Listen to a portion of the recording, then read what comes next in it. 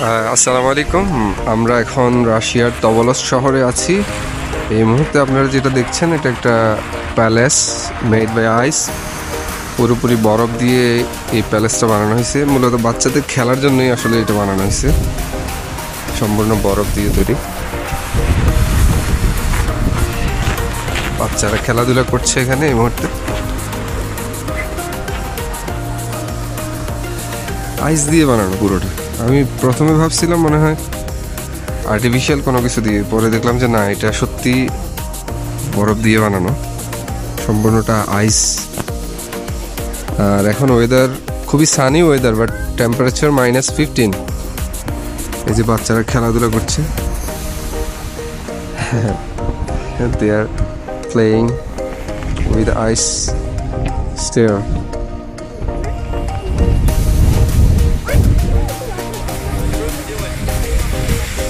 সম্পূর্ণ আর্কিটেকচারটাই হচ্ছে বরফ দিয়ে বানানো, যদিও প্রথমে আর্টিফিশিয়াল মনে হয়েছিল, বাট টোটালি বরফ দিয়ে বানানো এটা।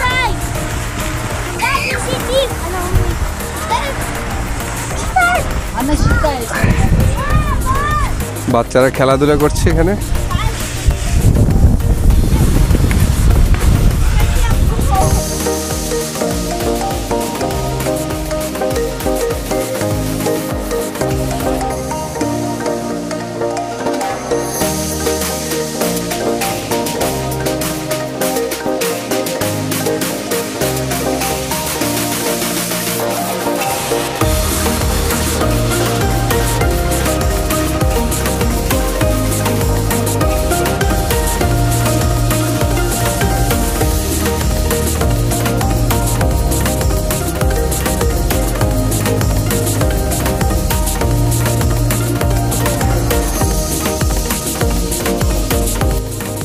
এই যে জায়গাটা দেখছেন, এটা সম্পূর্ণটা পানির ফোয়ারা ছিল একসময়।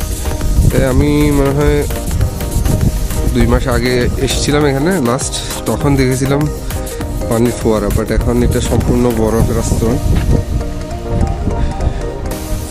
স্নো পড়ে একবারে ফুল হয়ে গেছে এটা।